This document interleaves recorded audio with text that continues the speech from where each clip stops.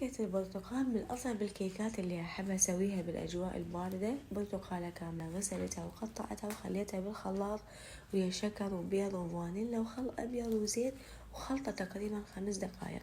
لا تخافون، البرتقالة ما تسوي أي مرارة وبضمانتي.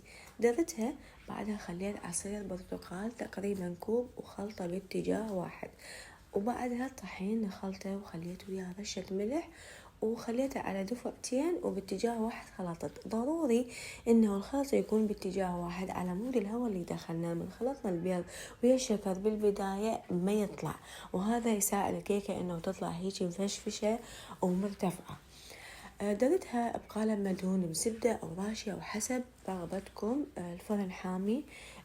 خليتها برا في الوسط، تقريبا صارت 50 دقيقة على درجة حرارة 180.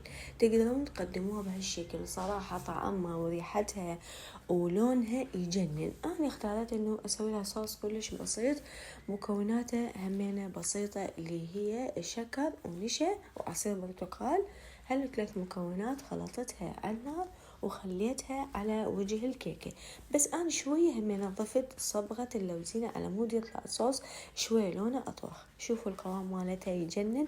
أتمنى عجبتكم وجربوها.